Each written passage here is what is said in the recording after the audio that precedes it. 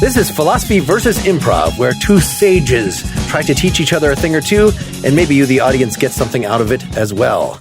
I'm Mark Linsenmeyer, an authentic philosopher, who today is inauthentically doing improvisation. And I'm Bill Arnett, an improv-ophile, hoping to not be a philosophophobe. And our special guest today, Skye, introduce yourself. Hi, I'm Skye Cleary. I'm a philosopher studying existentialism and authenticity. I bugged out before I got the PhD, so I'm an inauthentic philosopher. I'm just out in the world doing public stuff, but you're out, you do a lot of public stuff. You've done very applied. I see your books are not about abstruse concepts. They're about things that we would cover on here. One on romantic love. How does existentialism, which sounds like just a throwback to the 60s, what's going on with that? Can you give us a little concise statement of your position as public philosopher? You're already talking about authenticity and inauthenticity. I mean, I don't know if what you're exactly saying is inauthentic. You know, it's not necessarily inauthentic to not do a PhD. But, well, I mean, existentialism in a nutshell, if I had to summarize it in 3 words, would be existence precedes essence, which is what Jean-Paul Sartre said. Those were his words. And we exist first, and then it's up to us to create who we become. And that's also what authenticity is about. It's that process of creating your essence. It's really about setting out on an adventure to create your life, not necessarily about looking for something, a gem inside yourself, like that you need to uncover to find your authentic self. But it's about going out and doing things and engaging with other people. And maybe that means doing public philosophy or talking on podcasts. Bill, does any of this sound familiar? Yes. That's something I think you mentioned a little bit here is something that I but it's this idea that are we uncovering who we always were, or are we building who we are? Well, the existential view is that we're building. You know, there are facts of our existence that you can't change. DNA, our past, yeah. Yeah, the fact that you were born, the fact that we find ourselves here, you know, we can't choose that. But, you know, the existentialists were very focused on freedom, and they say, okay, well, maybe, you know, there aren't, you know, certain aspects of your DNA and stuff you can choose, but what is meaningful and valuable in life is to find that window of freedom where you can create yourself and you can choose from an open future. Sure. And if someone chooses not to create themselves, are they stuck with Yeah, well, that would be inauthentic, and Beauvoir wouldn't advise it because she says, you know, life is a whole lot more exciting and interesting if you do take risks. And if you don't choose anything about your life, if you just exist, then you're not much more than a rock or something else that just is a passive, I guess, victim of their environment. Is that inauthentic? Is a rock inauthentic? Well, a rock just is. I don't think we can make any judgments about it. It just is. Sure. And yeah. But the thing about being human is that we do seem to be able to make choices. We do seem to be able to override our impulses in ways that rocks don't seem to be able to. And so choosing not to choose is still a choice. But what's exciting and interesting is to actually take responsibility for creating our lives and shaping the world around us. Sure. I think what's lurking behind Bill's joke/question there, though, is you might ask, is it authentically a rock or is it, you know, a piece of styrofoam? In other words, authenticity seems to have something in common with the correspondence theory of truth, right? Where it is this thing correspond to some standard? Am I a philosopher? Well, there is an American Philosophical Association that says you're not a member of our club until you've achieved a certain degree. So according to that standard, so in other words, it's something externally applied. So authenticity regarding the self seems to be, it connotes in the pre-existential mind, are you being true to yourself? That there really is some nugget of what you were meant to be, your destiny, and you could either fulfill that potential, that destiny, or you could fail to fill that. If you fulfill that, you're being authentic. If you fail, then you are deviating. But you're saying, according to the existentialist, because we don't have an essence that precedes our actual birth or our growth, we develop this thing. We exist first, and then we sort of work out our essence. You know, if you even want to use that term at all, that means that it is an act of creativity. So why even use the term authenticity at all, which seems to connote correspondence with something that you could be true to or not? I think there are different meanings of authenticity. Authenticity can be used in the sense of something being like genuine. Like, is it an authentic painting, or is it true to what it's meant to be? But we talk about humans, that's something very different. And it's, as I said, existence precedes essence. So yeah, there is no, certain genuine corresponding thing that we need to refer back to. It's a much more outward, forward-looking creative process because we're conscious, because we are choosing beings in a way that, a rock or a painting isn't. I have a quick question. Are boring people less authentic than interesting people? I don't want to be judgmental. Well, I guess it depends what you mean by boring and interesting and who's judging that. So I think in terms of... I didn't want to say smart. I didn't want to say intellectual. I mean, it's one of the core things about especially Simone de Beauvoir's philosophy is that we create ourselves in relationship with other people. Like if you're just alone and don't have any relationships, then that's a very, impoverished way of existing because we learn about ourselves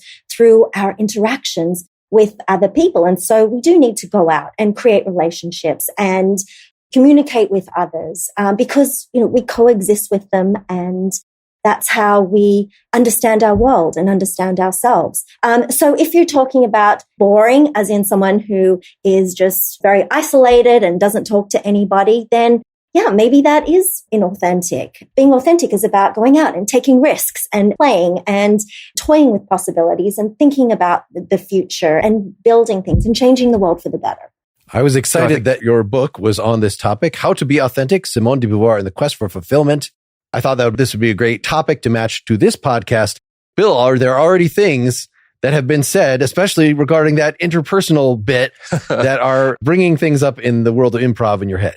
I had an idea coming into this conversation, but then I allowed this brief interaction to then change. I was trying to be more authentic, to change and allow this reality to wash over me a little bit. One thing that does come up in improv quite a bit, and I'm sure Mark has been exposed to enough now to agree, this whole notion of behaviors. And you mentioned, Skye, that we learn about ourselves through our interactions with other people.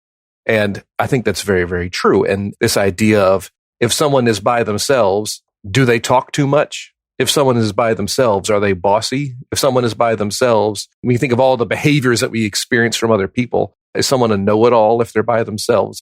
And the way that we talk about other people is essentially how their behavior affects us. And from our point of view, they're a know-it-all. From our point of view, they're an easy cry. So I thought that was interesting, that so much of how we feel about other people is based on our interactions with them and not just, well, they took a test and the test came back and said that they have low self-esteem. No, when we talk to them, they're all, well, I don't know. It's through our interactions that we make judgments about other people. Yeah. Jean-Paul Sartre once said, well, actually, I don't know if this quote has been confirmed, but he allegedly said, if you're lonely when you're alone, you're in bad company. Yeah. Okay. That's not bad. Not bad. There is definitely something, and I think Mark we haven't talked about this directly, but there was an improv luminary named Del Close who was in some movies and did some things and wrote some books and whatnot. And one of his books was called Truth in Comedy.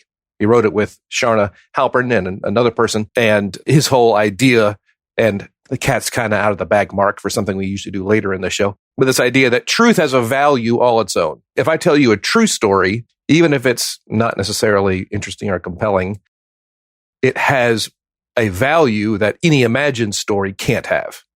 And I thought that was an interesting thing. And I thought we could actually, if we're ready to do some improv scenes. Are you apprehensive now that we've warmed things up? We've just asked you philosophical questions. It's just a normal interview philosophy show, but you know what's going on here. What show you signed up for? You listened to some episodes. Had you had any experience with improv? Had you thought of this as something related to philosophy in some way before? I have never done improv before, and apprehensive is a mild way of putting what I'm feeling right now. But it sounded fun, and so I thought, why not? There's a lot of styles. It's like music. The whole range of music from dance hall music all the way to, chamber music and everything in between, and popular music and whatnot. And the music we will be playing I think Mark and I think they've heard that tune and been able to contribute, I would say. Right, Mark? Yes. And I think to follow along on that metaphor, if you invite somebody who's never played an instrument before to your improvisational punk band, give them a triangle. They're probably fine. Like there are people in like the Mekons, one of my favorite bands, historically, like they were just a bunch of art students. They didn't really know how to play instruments to start, and they would just get together and make noise. And so I think the improv, Ramones. The pre-Ramones, they even more primitive than Ramones. Yes. Okay. The thing that eventually evolved into something comparable to the Ramones. So yeah, I think that there are symphonic level improvisers, but I'm not that. And this is a teaching environment. But the idea is we're just going to be people. We're going to be real people, perhaps different people from ourselves, and choose to exist in this imaginary world that we create together. Pretty straightforward. And I'll say that your apprehension makes me very nervous too about it. So we're together. So we are at the condo, and here's the thing. It's 2022, but the person who owned the place wanted a cashier's check. That seems really unreasonable. Who uses cashier's checks anymore? Exactly. So we get there, 2022. All the other condos have keypads to get in, and they send you the code. This place, they had a key, not even in a lockbox. We had to call a local to come give us a key and turn over the cashier's check. It sounds like you should just smash the lock, and then they have to replace it with something modern. We were renting the place. I didn't want to smash their lock. Did you have like a bobby pin or something? What are those pins that you can use to pick the lock? No, I'm not picking I'm not breaking in. I'm just saying we waited for the key. That doesn't seem a sustainable business model. I think if we want to get out there and be selling, renting, we can't be waiting for things like this to happen. You have to get out there and make it happen. You have to shape the world in your image. Well, yeah, that's fine. But I'm not breaking in. It just, you seem like the kind of guy that would break in. What about me? He says I would break into this place. Skye, you've known me for a while. Do you think I would just break into a vacation rental? I don't know. I mean, I don't get that impression from you. No. But I don't know. How long did you have to wait for the key? 20 minutes. Okay, well, that doesn't seem terrible. Thank you. When we got pizza last time for the office, how many pieces, do you recall? How many pieces were you responsible for consuming?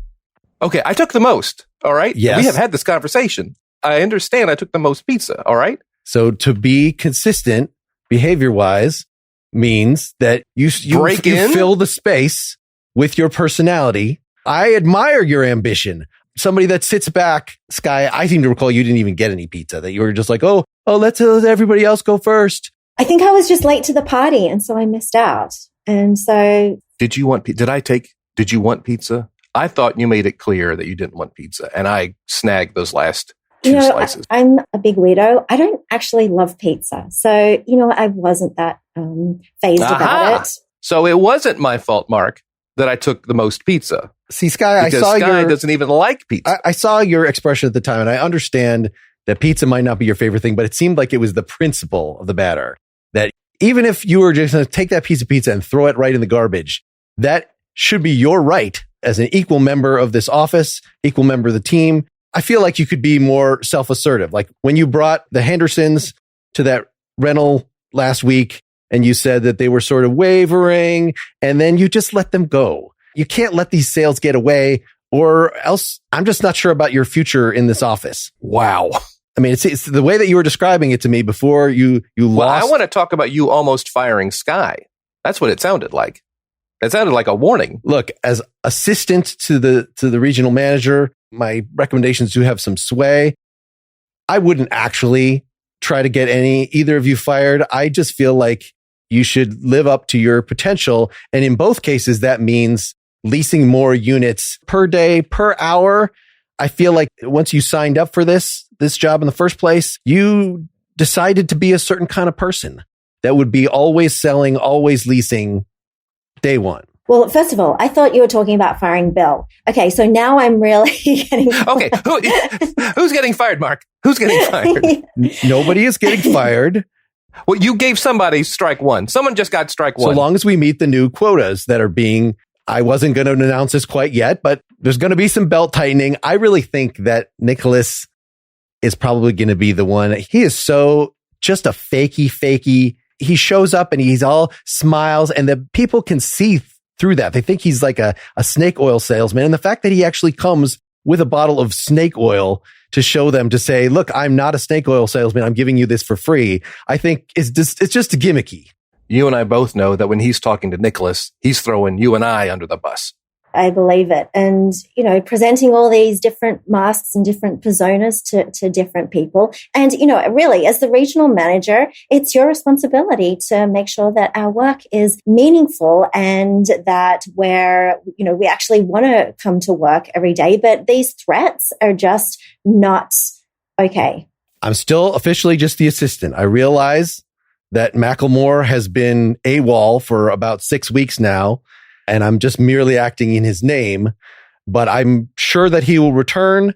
I'm sure that whole thing about him being lost at sea is just hype. So I retain merely an influence on the way things are going on here. I'm not your boss. Okay, well, I think we all need to step up and take some responsibility for what's happening here and think about the relationships we're building. Okay, first of all, we need to make sure that someone's out looking for, what's our boss's name again? Macklemore. I mean, I realize that's just my nickname for him, but that's what I'm trying to push. You've called the Coast Guard, I'm assuming. Someone has called the Coast Guard. Looking for him.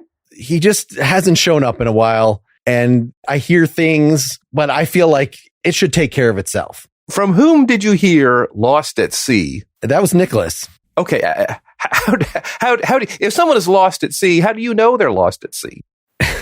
I guess that's a question. I think there was a receipt for a 3-hour tour, something like that, in his bungalow. Nicholas said he's the one that has the key to all of our homes. And clearly, Mark killed him. Mark killed Macklemore, obviously. And I don't know. My suspicion is that Nicholas has something to do with this. How does Nicholas even know he's lost at sea? It is a little suspicious that he came in with Macklemore's toupee. I just thought he got one that looked just like it because he seeks after power and he tries to get the accoutrements that resemble power. And so, but it actually could be his toupee. He killed him. I think we can jump to that conclusion safely. All right. So maybe he should be the one that's fired, just to make that simpler to all concerned. Yes. The murderer. Yay, we'll stop right there. Yay, we did it. We'll stop there. Skye, did you get more comfortable as that went on? It seemed like you rose to the occasion. Oh, I'm just like, what is happening right now? I'm still wondering. How did we go from renting an apartment to like murder? It was a little obtuse. And sometimes when we have guests, I try to start things much more cleanly and directly. But for what I wanted to achieve or demonstrate, I had to be a little bit more obtuse, and I apologize. But I thought we figured out what was going on. We figured out who everybody was. Yeah, and more. Characters. Yeah, I'm not sure it seems most of our scenes eventually get to some sort of murder, but it really just came out of me saying assistant to the manager and then Skye referring me to the regional manager. And so I had to account. Whereas I know, Bill, you would just say the audience is not going to notice that. Who cares? Just let it move. My role could actually change during the scene and nobody would notice. But I liked putting a pin on that. And Skye, that you picked up on that, I'm just following orders. That is not taking responsibility. That is not being authentic. That at the very least, being authentic is not accepting the role that somebody is putting on you. So even though my character was trying to convince both of you to be all that you can be, clearly I'm doing this from the point of view of a boss who is, I want to assign you a role. Your role is your profession. You should be, as Sartre says, somebody who's too good at being a waiter is playing a role, is being. Would that be helpful to sketch out that example a little more clearly? Because I'm not remembering it that clearly in terms of, was this an example of someone being inauthentic because he's too good at being a waiter? If he was being authentic, then he would show his humanity through it or something.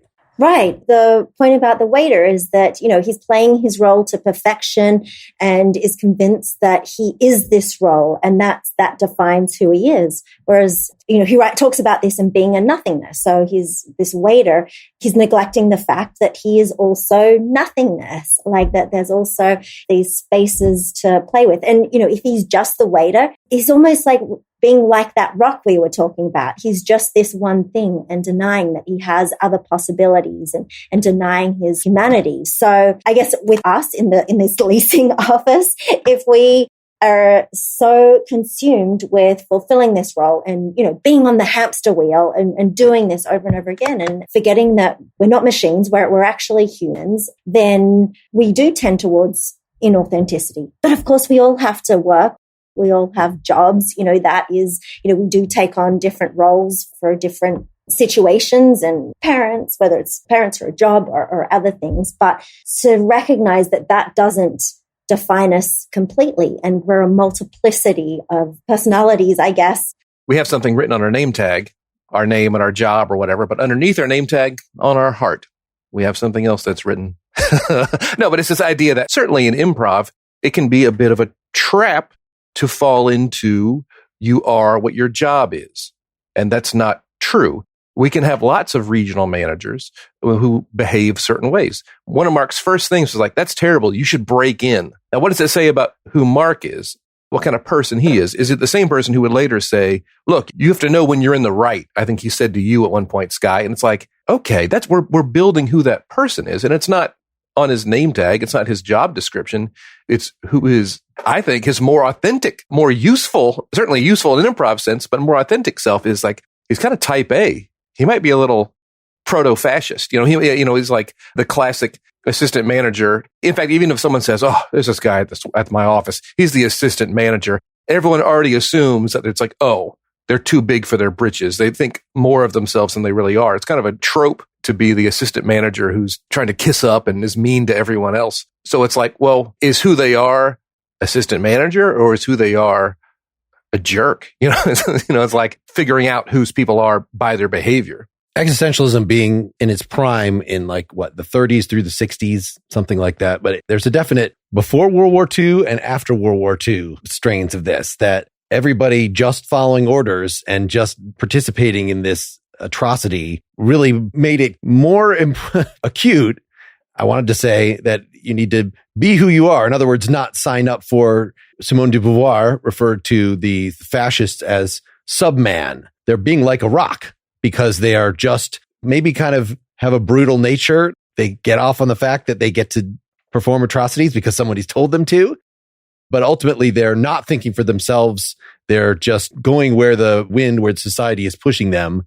But that was in there even back to Heidegger, who in the 1920s, in Being in Time, where he was then later accused of, he went along with the Nazis for way too long. But at least officially in his proto-existentialism, he's one of the first guys to talk about existence as this specifically human thing, and we do not have a fixed nature. So he's the guy that Sartre was playing off of.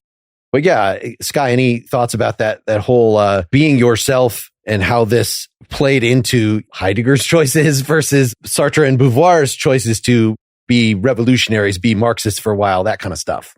I mean, they wouldn't have talked so much about being yourself, but being for yourself. And that brings into that idea that there is no fixed essence. And, for them, freedom is meaningless without responsibility. So people during the Nazis, during the war, were, as you said, submen or serious people were just following orders, thinking that, them as their decisions, had no direct consequence. And so they're really giving up their responsibility, giving up their accountability for these terrible atrocities. And if you do give up your responsibility, then you're on a very immoral path, very likely, and an unethical path. And this is why Beauvoir, as you said, in The Ethics of Ambiguity, where she talks about submen and serious men, was trying to create an ethics, which Jean-Paul Sartre didn't do so much. And, trying to say, well, if I just go and do whatever the hell I want, like Dostoevsky, if anything goes, then that's just going to be chaos in the world. And Beauvoir says, no, other people are there. We coexist with them. If we value freedom for ourselves, then we must value it for other people. And so ethics exist in this intersubjective, reciprocal relationship between us. And for the Nazis, they broke that reciprocity and that intersubjectivity by treating other people as rocks or as just things in themselves that they could throw away and not recognize as true humans. And so she loved Ayn Rand, is what you're saying.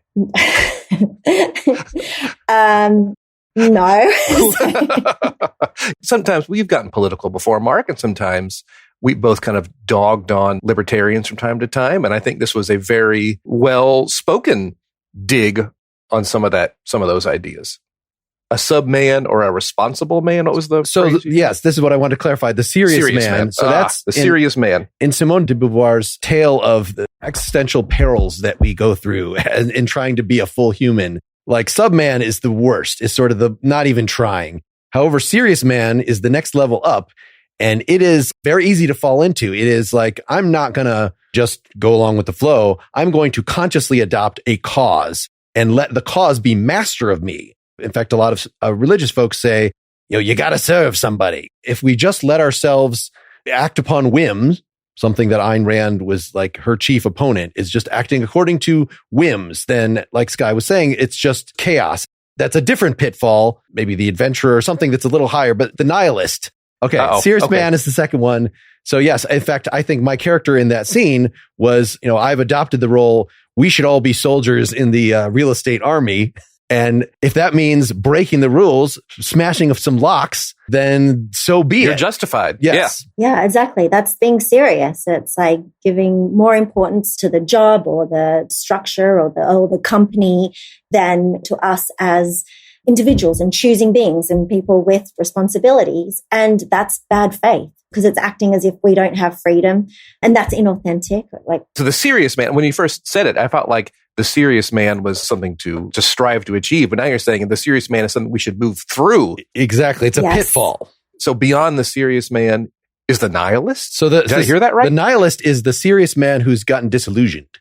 That that cause, I was the president of the Bill Cosby fan club and I put my all into that. And now I find out he's a scumbag and it's just like nothing matters anymore. I joined the army and just cleaned toilets all the time and it was miserable experience.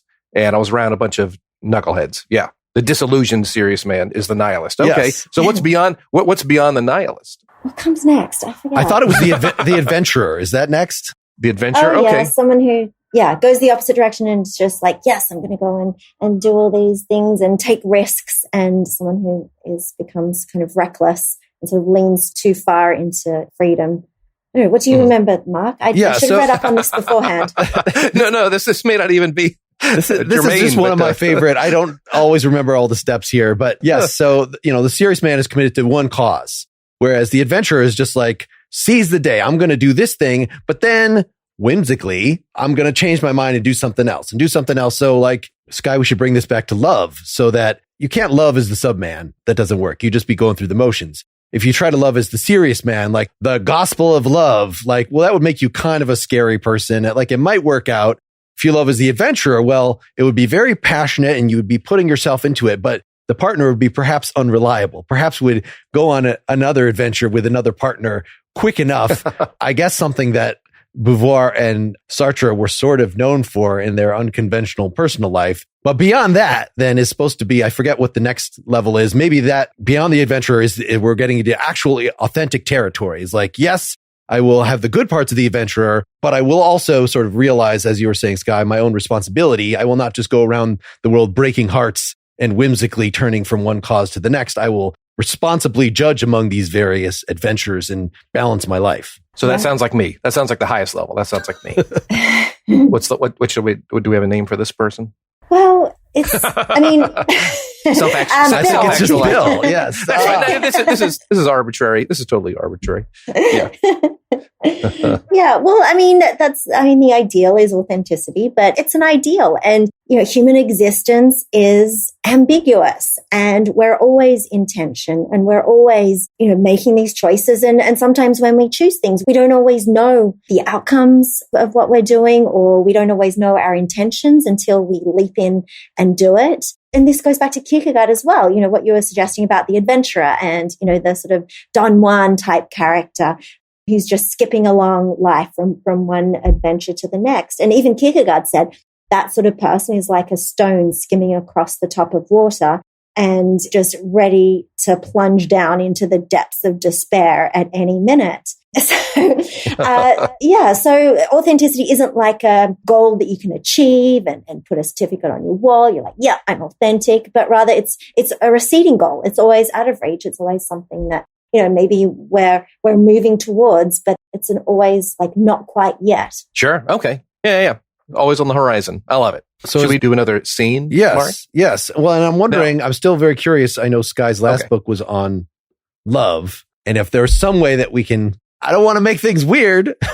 This is a G-rated show. Far too late. But if there's some way we can use the scene to get at something of the insight of the existentialist thing on love, is that too high a goal to aim for with this? Or Bill, do you feel like I'm being inauthentic? I'm bringing ideas into a scene and I should just let the scene happen? Let it exist to be true as it grows and blossoms. Let it be whatever plant or tree, it's just, you see a seed, you have no idea.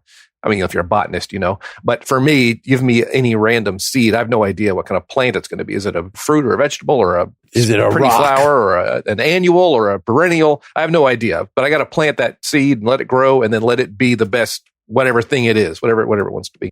I'm going to say this. I'm not sure if Skye, if you feel like starting a scene, I will give you very clear instructions and directions. Or if Mark would prefer. I love his hands. The guest who feels uncomfortable at this whole thing in the first place and force her to say the first thing and give us a setting, give us something. Well, what I did was, and now again, the setting and the where and what's going on, that can all be determined as we go along. I started that last scene telling an absolutely true story. I was literally on a family vacation 10 days ago where the people wanted a cashier's check and we had to get a key from a local to get into our little vacation rental. And your reaction was like, yeah, hey, it's 2022. Or do we really want to, can we get with the times a little bit here?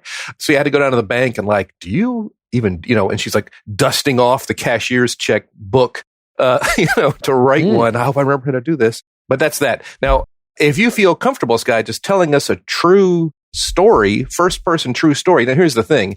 I don't work for a real estate manager. No one suggested I break in. The trueness of the story simply got it going. And once it got going, got its own legs, once that flower began to bud and blossom, now we know what it is. And it may not be true anymore, but it started from a place of truth, of absolute truth. Mm-hmm. Okay. Is that cool? You think you do? Now, I do have a special little note from Mark here. Okay. Yeah, I'm going to send it to you in our little chat here. Yes. And does that make sense? And that probably tacks with about 98% of things I've said on all these podcasts, Mark. And we can talk about why that works in a moment. But prepare for this to quickly leave the realm of truth, Skye, and become its own beautiful blossoming plant. Okay. So it's my birthday coming up and I wanted to have... Hey, congratulations. You didn't tell us. Thanks. Yeah. And my friend suggested I have an Alice in Wonderland party. Your work friends? No, we're your friends. Just philosophy friends, believe it or not. Okay, well, that's fine. Yeah. But I didn't say, Mark and I didn't suggest this. Yeah. But it sounds like fun. Are we invited? Can we go? Are we allowed to hang out with your philosophy friends? Sure, you can come. And in fact, I had to cancel it because no one could come. So I would love to find a date when you guys can come. Totally. And have a party. Do we still have to do an Alice in Wonderland theme? Is that what you were saying? Yeah, well, I mean, it's your choice as to whether you want to adventure down that rabbit hole and play around with possibilities. I'm really conflicted about that theme because I loved the books as a kid, but then I found out about him as a human being. And I mean, about all the stuff with Lewis Carroll. Mark. Let's not do this right now. Okay. Lewis Carroll. Fossil evidence has determined he murdered over 32 people with his bare hands. Were you aware of this? I mean, I'd heard stuff about him with that suspicious thing with him telling the story to the little kids and you wonder, but no, he was I think he was Jack the Ripper. It was actually determined. Okay, Mark, I thought this was going to go in a typical social justice warrior kind of direction about reevaluating people, but I do not think Lewis Carroll murdered anybody. Can we talk about Skye's birthday party? I think maybe you're obsessed with murder. Have you... Hey, anything you want to tell us? I'm just asking questions. I've heard things about Lewis Carroll, and I feel like that the whole elite among the English literary circles, they were hiding so much. It's like the Illuminati. They were hiding so much bad stuff. Pretty much nothing from the Western canon should be read anymore at all. Let's table that. We're going to table that and talk about Skye's birthday party, who her philosophy friends, quote unquote friends, planned and then bailed. Are you okay, Skye? Do you feel all right? I'm sorry that happened to you. That was probably miserable. It's okay. I'm okay now. I feel like I'm making new friends with you guys. So I thought we'd had a friendly relationship, and I would be more than happy to hang out. You tell me the date. I'm there. Okay, Next great. week, you said? Yeah. Just to close off this discussion about English authors. So one of my other favorite books as a child, have you ever heard of Enid Blyton and the Magic Faraway Tree? It's about these kids who discover this magic tree and then they climb up. And I just realized recently when I went back to look at it that there's a lot of spanking in it. Like everybody spanks everybody else. And so there's lots of issues, I guess, with that. Next Wednesday. You probably heard the whole thing about speak. the Wizard of Oz being allegory for the gold standard. Have you heard that story? Yes, Mark, No. we've heard this a million times. The thing with the spanking, I know this again, was a common trope.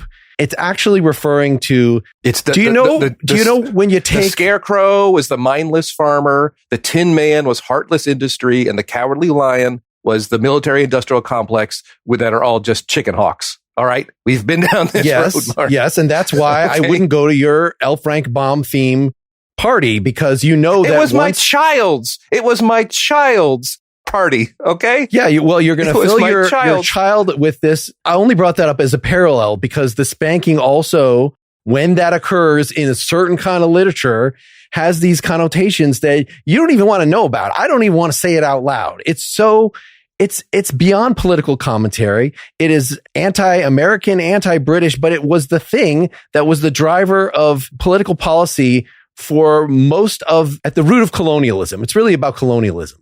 And I just think that we can't live in the shadow of the past like that. That if you're going to have a themed birthday party, it should be, I would say, even some of the contemporary stuff, because like Little Mermaid, all that stuff that connects to older sources, which are inevitably corrupt. So maybe just something that celebrates purely the present. Find something that is purely ephemeral, present. In fact, maybe just make it up. And then that is the only way that you can have an ethically clean theme for your party. Yeah, and maybe even authentic, because if we're referring back to these old stories that are plagued with ethical issues, then, maybe we need to create new narratives. We need to create our own story. Okay, so if we're going to create our own theme, what could it be? Friends celebrating someone's birth. That's the theme. See, but birth, that's so in the past. That's so determined. Can we just celebrate pure responsibility right here and now for our actions this Party moment? For responsibility. Yes. The theme tonight, responsibility. That is the only responsible theme to have, is responsibility itself. That sounds like a boring party. Thank you. But it has to, parties are about fun. They're about, being playful. They're about drink. I mean, Beauvoir and Sartre were infamous for their parties and for their drinking and for being silly at parties as well. So maybe it's a party where a silly party.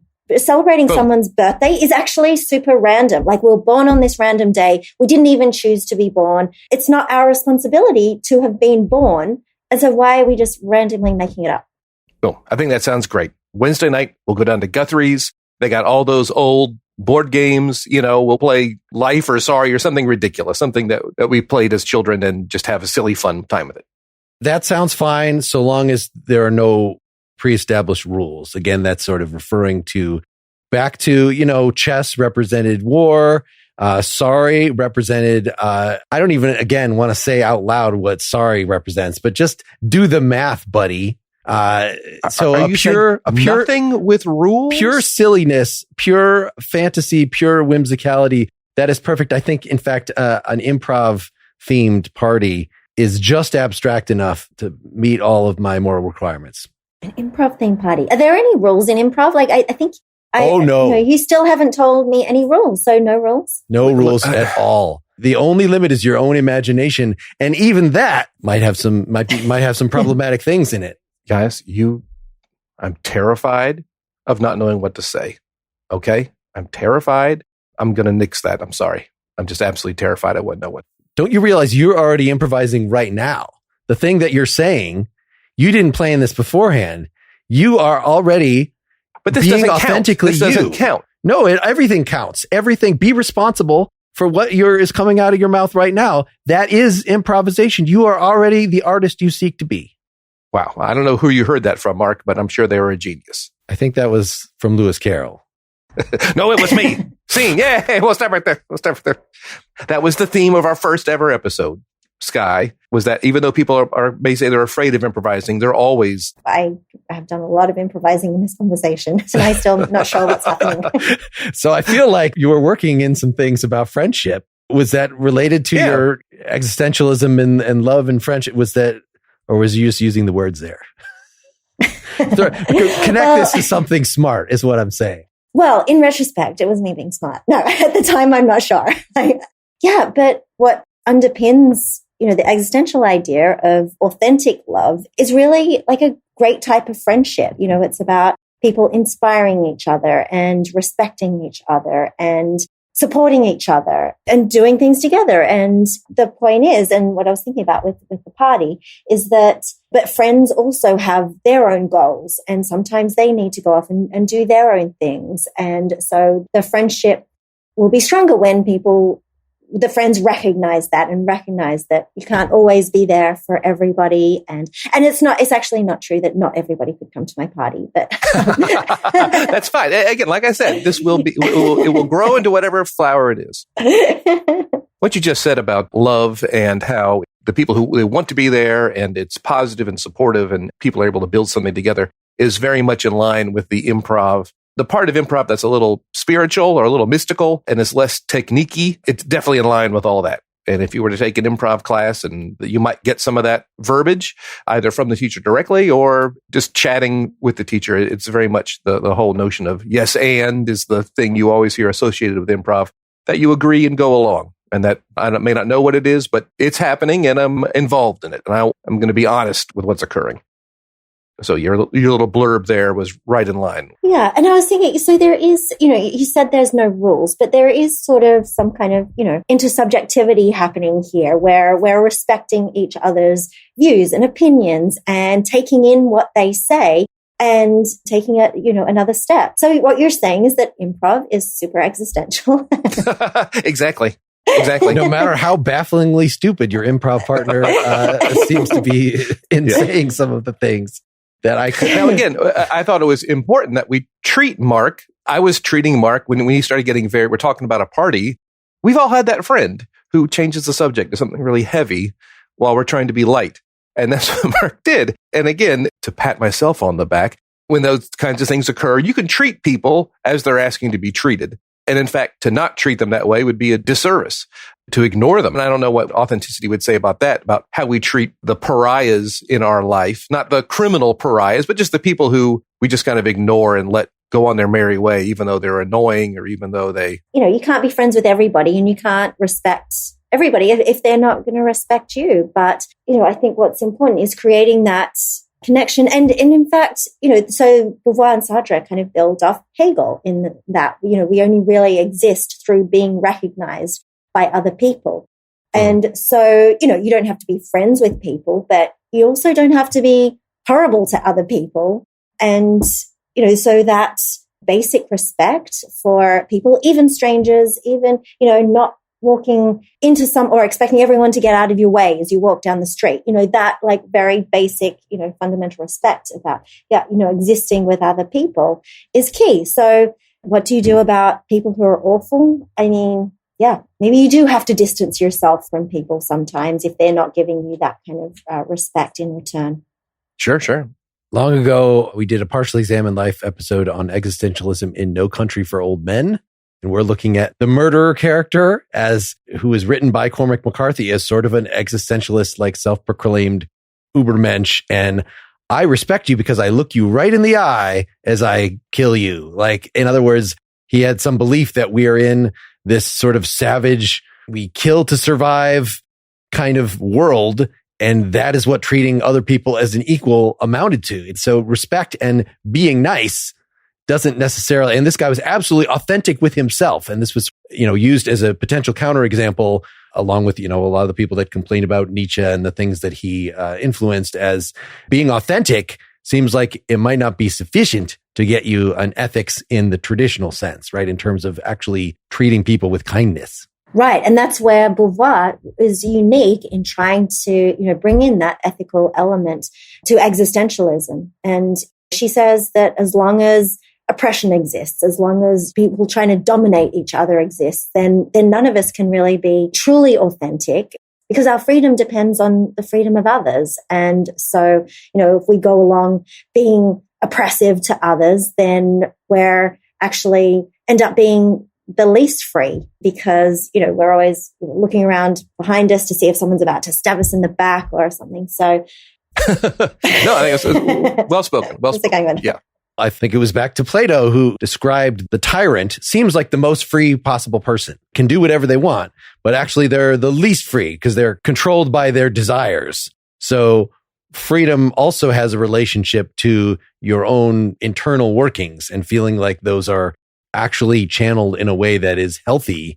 So even though it might not seem like somebody who is like has a great fitness regimen and always eats exactly what they're supposed to eat when they eat, like maybe they're, under manically controlled by some sort of health rules, or maybe they are living exactly how they in the abstract would choose, which is maybe what freedom is, as opposed to whimsically doing whatever you want. In our world, especially Western world, I'm curious what other countries and people in the past ambition, and how we can all agree that, in some ways ambition is good, I guess, but some people are too ambitious. And I think at least we think of ambition as always good. It's always good to be ambitious, and you should be, and you should try to better yourself. You should try to do those things, and that the slacker is seen as wrong or broken. Now, as a slacker, as a underachiever, if I were to Google, how do you achieve your goals? I'm going to get a lot of stuff about being ambitious and achieving things and striving for things. How does all that fit in? I think today we realize that some people are ambitious in the wrong directions. Yeah, I think there's nothing wrong with being, from an existential perspective, there's nothing wrong with being ambitious in itself, but certainly, capitalism encourages ambition. So it's the context in which we live can, fuel that in destructive sort of ways. And I also think it comes back to our discussion of seriousness, where saying, oh, well, we have to achieve or do these things because society expects it of us. And it's not us truly choosing what is, exciting and interesting and enjoyable for us. So, part of the process of authenticity is trying to, separate out what the pressures are around us. Does the journey towards authenticity require ambition? Or do we need to thin slice ambition and make several different words out of it? Well, I think Beauvoir would probably say, well, no, it doesn't require ambition, but it requires transcendence, which is, stretching ourselves in new and creative ways and, overcoming our animal nature. So, for example, not just sleeping around with hundreds of people if you're a Don Juan, but rather saying, okay, what am I really doing here? Or the person obsessed with their diet or going to the gym. Like, okay, so that may be part of my animal nature, but what is it that I want to do to make definitive choices about my future and the type of person I want to become? So yeah, I would shift from ambition to transcendence. Sure. Okay. So in that scene, which I want to hear Bill's a little more comments on so we can sort of ferret out to close down here what the improv lesson is. But I was starting as the serious man about whatever this version of social justice combined with conspiracy theory about historical figures and getting rid of the entire Western canon, all of those being exaggerations of things that I've actually heard people say. I'm Googling right here, issues with Lewis Carroll. Folks can look at that themselves. I didn't know enough about it to actually, so I just decided to fantasize something that was far beyond anything he's actually been accused of. But then by the end turned it into a, people say that you're a whatever Nazi if you are basically the serious man about that thing. So I was becoming a seize the day, an improv Nazi, an existential Nazi, something of we absolutely have to affirm complete responsibility and complete freedom, and sort of being too gung-ho about that. And that just seems like a way of, just like if you're a relativist, then people will say, well, what about your principle of relativism? Isn't that relativist too? Can we likewise say about this existentialist insistence on freedom that by clutching too tightly to that, you're violating it in itself? Yeah. I mean, freedom for its own sake. I mean, that's problematic, but I mean, it's not like, occasionally Beauvoir said, or not occasionally, she did once say that, sometimes we became too obsessed with freedom. But the core of the existential idea is not that we have freedom, but that we are freedom. So freedom is the core of our being, and it's what we do with that freedom, how we direct it into the future. That's important. But of course, as I said, not only freedom, but, balancing that with responsibility and acknowledging our situations and our communal existence with other people. That's what my character was trying to do. And here is, if I get my own philosophical bent on things, is Mark is obsessed with these abstractions, freedom and responsibility, that you can't find them sitting around outside. They exist completely in our own minds. What doesn't exist in our own minds is Skye's hurt feelings that her friends bailed on her. That's real. That's real. There's no two ways about that. So no, I'm not that. I know. I know that really didn't happen in the scene. I kind of put that on you. But I think anyone listening at home would say people planned a party and then couldn't make it. I think it'd be reasonable for them to say, I bet Skye would be upset about that, or hopeful if you don't like the people who were planning a birthday and it all fell through. We'll just reschedule. Yeah. So that was Bill's secret message to me, was have an emotional reaction, is having concerns in a irrational way about in a moral absolutism. Okay, so that is an emotion as opposed to. And what was my delighted? Skye? You didn't even finish your first sentence, and I was already. I had already had a feeling about what you were saying. Do you recall what that was? You said, it's my birthday coming up. And I'm like, hey, it's your birthday. All right. I'm that guy. High five. way to go. So don't worry about this silly abstract stuff. You were having a birthday and your friends bailed. Oh. So what was the message from that, Bill, based on, apart from what you've told me in previous scenes of like, actually having a reaction? Like, well, this whole thing started with before we had a chance to chat, going into this, talking about authenticity, what jogged my mind was this idea that truth has value simply for being true, and that we can't make up any story our made up story may be funnier or more interesting or whatever, but it isn't true. And that our true stories in our own existence have a value that is unique to it. And that's what makes it special. And that we can start with these true stories. We can start with Skye's philosophy partners, and that it will have a value. I mean, you might think it's boring or dumb, or no, I want to be Harry Potter. I don't want to be, my life is boring. My life is dumb. No, your life has value because it is true. And that there are shows all around, improv shows all around the world and all around that will use either personal monologues or stories from the newspaper, or will leverage truth and leverage that unique value it has to get their improv shows started or going or as a centerpiece.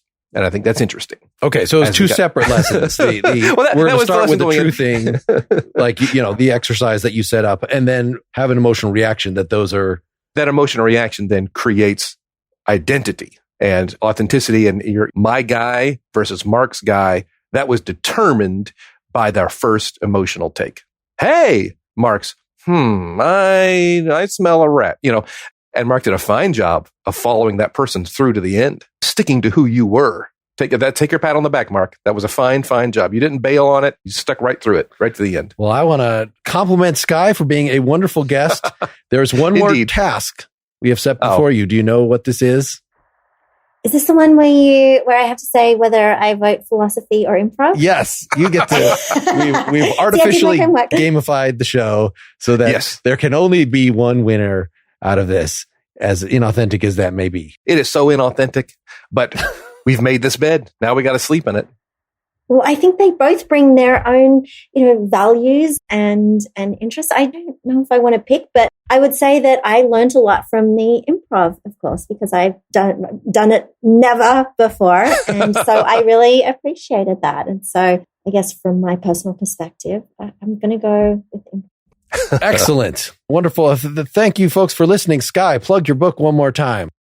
Thanks, Mark. Yes, How to Be Authentic, Simone de Beauvoir and the Quest for Fulfillment. Thank you. Well, I sure learned a lot from you today, Skye and Bill. And I learned a lot from you, Mark and Skye. And Thank you. scene. For more philosophy versus improv, see philosophyimprov.com. If you're not listening to this through the Philosophy versus Improv feed, then you're not getting all the episodes and you're not getting them promptly. If you enjoyed this, we'd love you to leave a nice rating and review on Apple Podcasts for the Philosophy versus Improv podcast or wherever you listen to this. If you were a paid supporter of this podcast, either through Apple Podcasts or at patreon.com/philosophyimprov, then instead of these announcements, you'd be hearing us talk a little more with Skye about her book. There is such bonus talking after virtually every episode, plus several standalone bonus things there. We are so grateful to Skye. Make sure to look at skyecleary.com for more information about her and her book. This is the penultimate episode of our season 1, and we are so glad to have virtually ended it here with such a bang. We've got one more in 2 weeks, and then we have a ridiculously talented first guest for season 2 on the hook. So stay tuned. Thank you much. I should sell my soul. Bankrupt.